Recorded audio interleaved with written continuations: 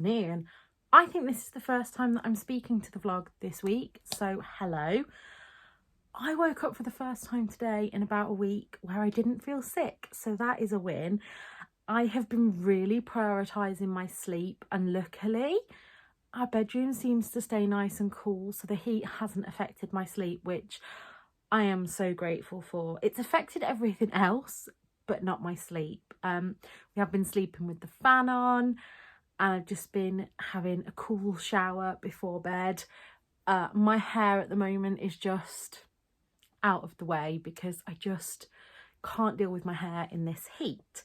However, I've got a few little things to share with you. I've got another 5-star book recommendation, and I've got some charity shop bits and a little update on something that I announced on my Instagram. So let's start with the book. Now, I'm just going to read out from Storygraph. Somebody else has put some great content warnings. So this content warning here for bullying, panic attacks, racial slurs, homophobia, outing, racism, classism, violence, hate crime, gaslighting, police brutality, stalking, toxic friendship, toxic relationship, death of a parent, gun violence, suicidal thoughts, suicide attempt, and I'm going to add to that drugs and drugs misuse as well. So what book is that I'm talking about? And this is Ace of Spades. I bought this. I don't know exactly when I bought this.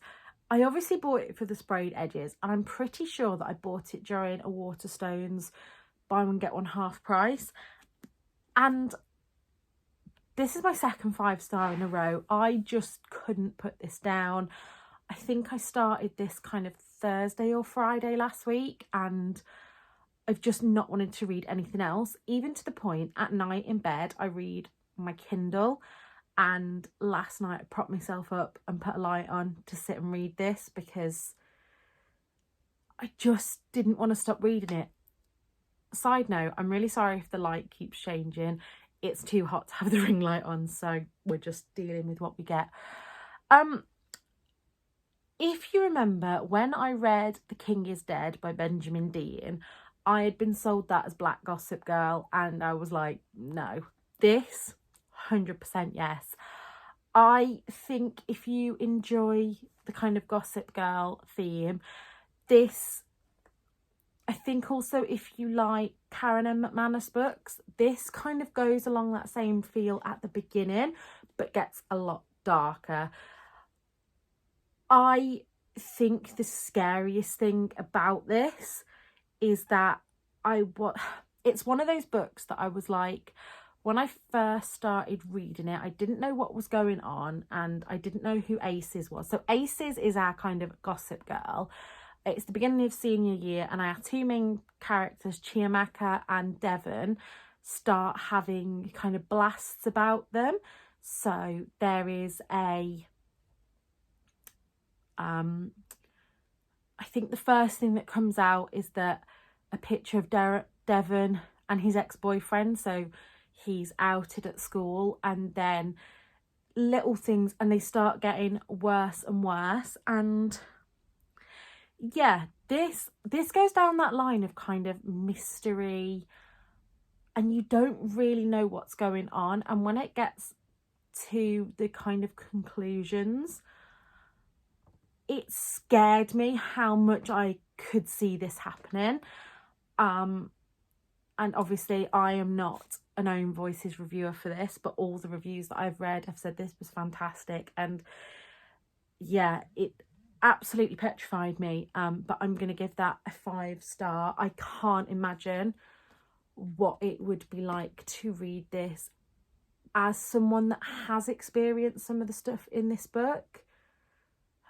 But yeah, it's given me a lot to think about. I'm going to be hanging on to that book because I'm definitely going to reread this one. It is, as I'm filming today, I think the 1st of July is on Saturday. And so this is the stack of books that I have. I'd like to finish these 3. I'm probably not going to finish The Road Trip, as I am mostly listening to that one while I'm doing chores and things. But I think getting these 3 finished so that I can start July on a kind of clean slate would be fantastic. So yeah, I was just going to show you the couple of bits that I got from the charity shop this weekend. This first dress is a 2 dress and it was half price at £6. And I just really loved the embroidery on it. I'll show you here of me trying it on. It's quite a long dress and it is fully lined. And I was saying to Tom, I think this is going to be a great kind of transitional piece in the time when it's not as hot as it is. But also, I thought with that little leather jacket that I bought last week, I think it was, that I could wear it all through the year.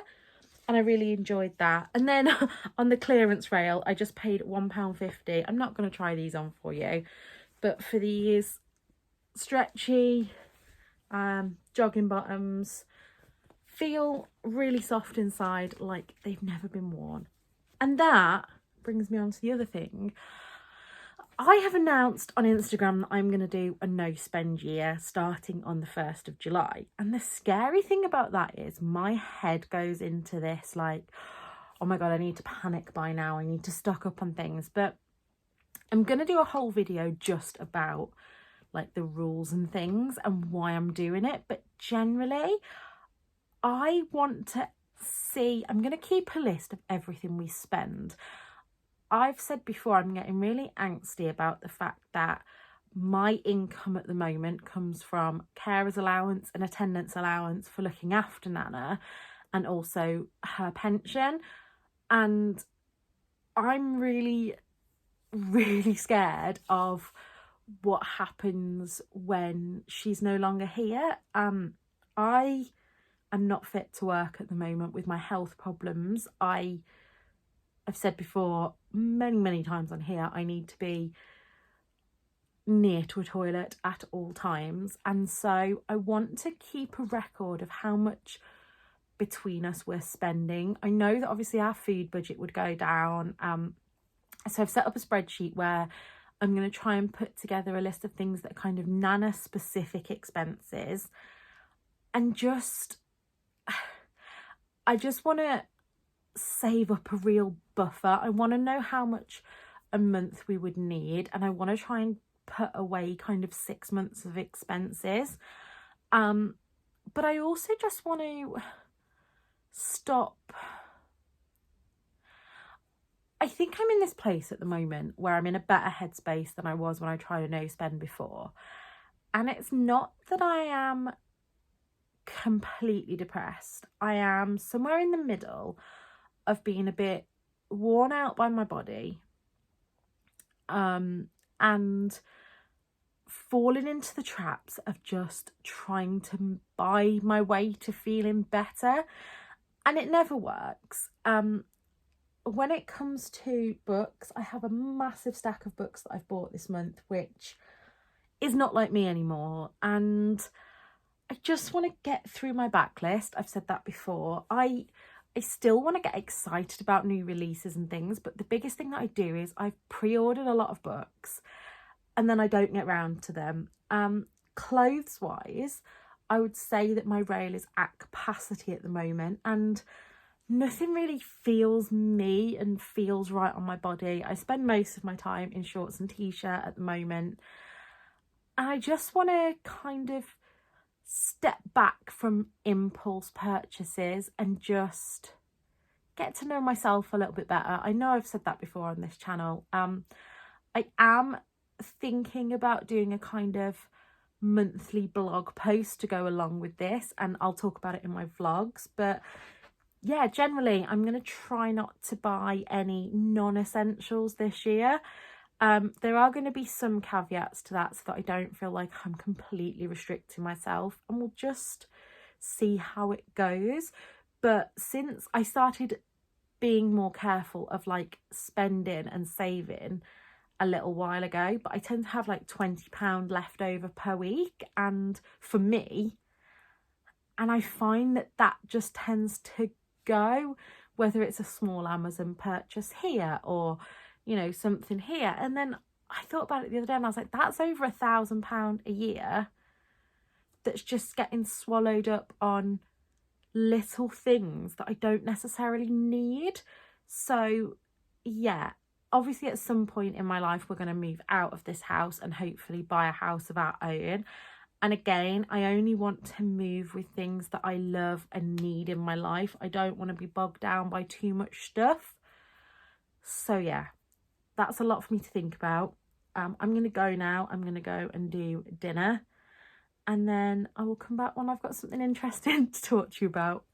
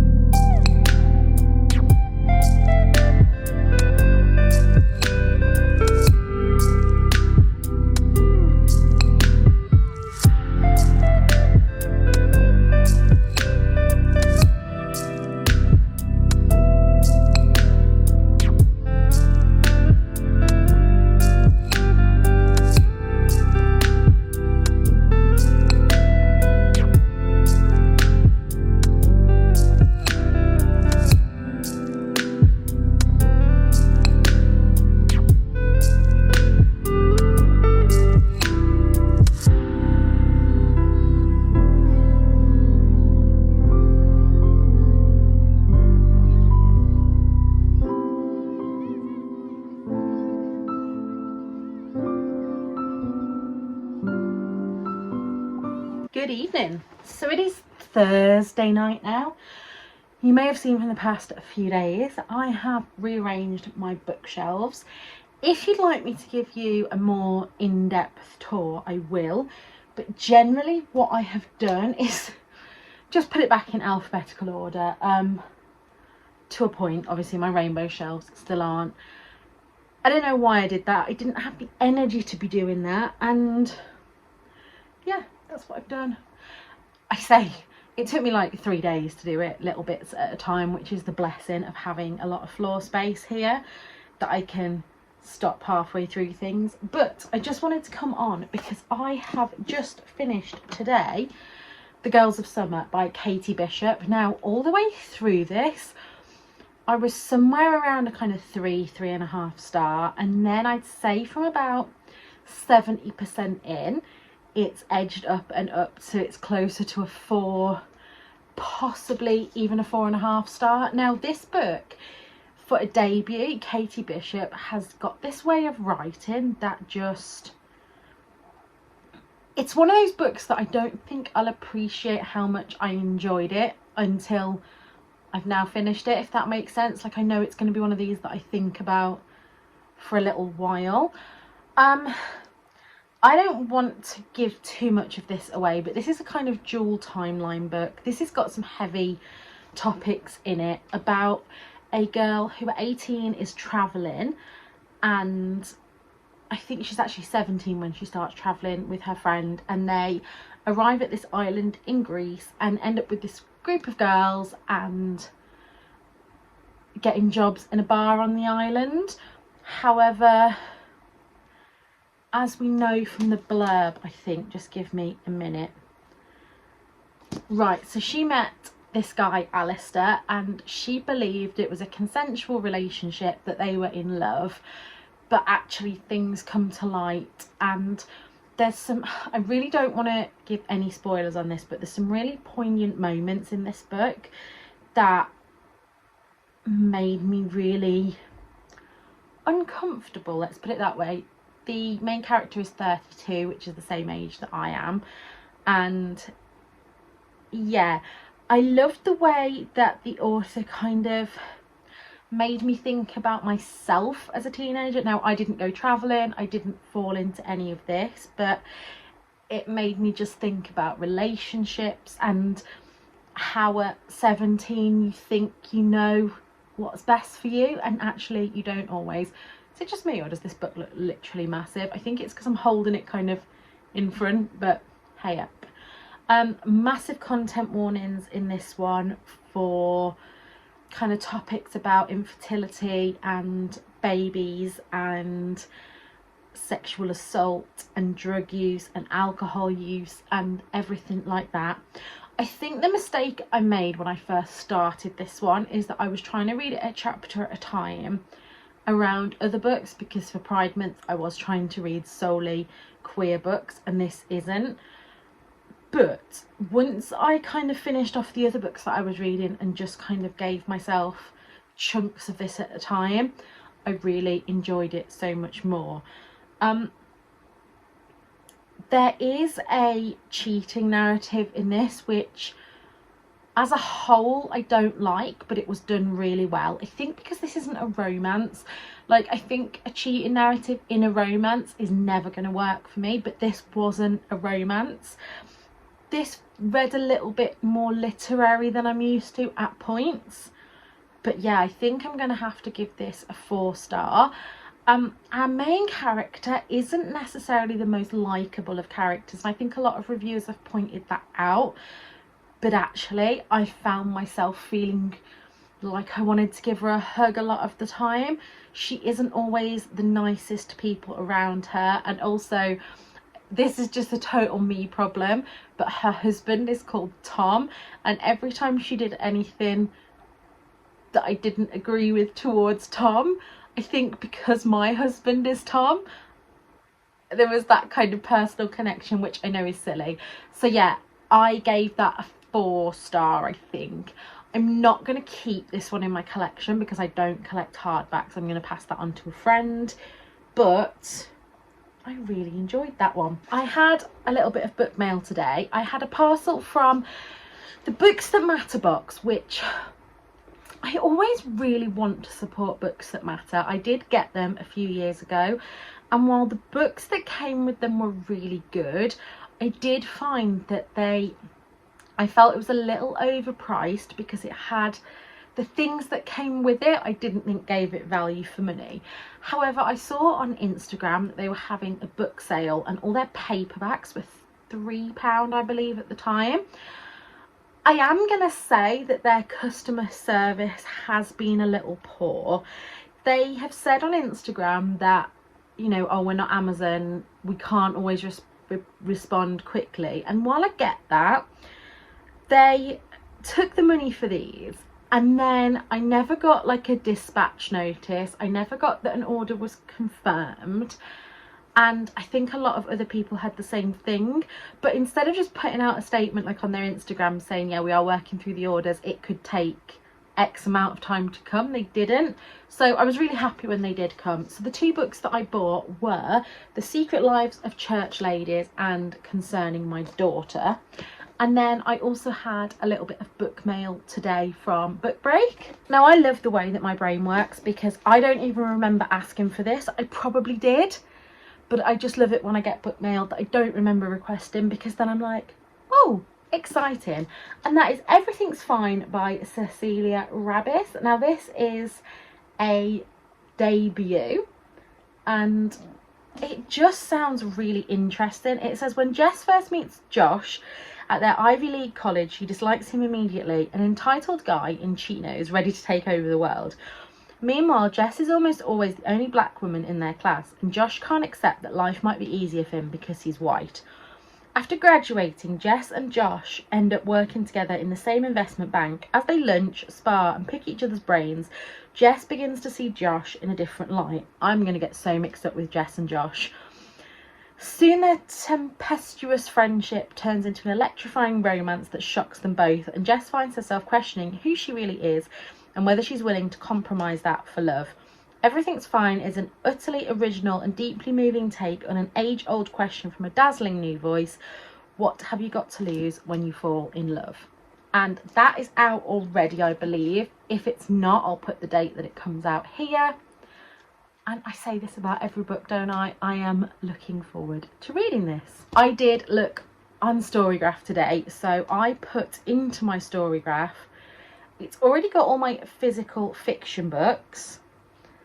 I also went on and put in all of my NetGalley arcs, plus all of my Kindle books. So I'm just gonna put it out there. I currently have 636 unread books. So this is going to be in my video, which will be coming to you on Wednesday, about my no spend / low spend year. But I am putting myself on a year-long book buying ban. I have said it now, it is out there. I am not cancelling the pre-orders that I've already got. I was really tempted this week to pre-order a load more books, and I have refrained from doing that. I am still going to accept review copies from publishers because that is one of the perks of this channel. However, I'm not going to have my Amazon wishlist open. I don't think I've talked about this after I said that I would. I've closed my Amazon wishlist again because I just don't feel comfortable with it. I don't know how to... I don't really know how to, because I'm so grateful to those of you that want to send me presents, but at the same time, I don't need any more books. And I just feel a little bit bad for you spending your money in that way. So yeah, I have closed my Amazon wish list. I will be accepting books as presents from my family and friends. But yeah, a year-long book buying ban. I have been very inspired by Olivia Savannah, who has done these things before, and yeah, I'm going to stop rambling now, but I will go into more detail about that in my upcoming video. But I am going to end this vlog here unless I get any book mail tomorrow, which I'm not expecting anything, but you just never know. I hope you are all doing well. I hope none of you are struggling in this heat. I have got a fan pretty much attached to me 24/7 at the moment, but I'm doing okay. So until next time, look after yourselves. Bye.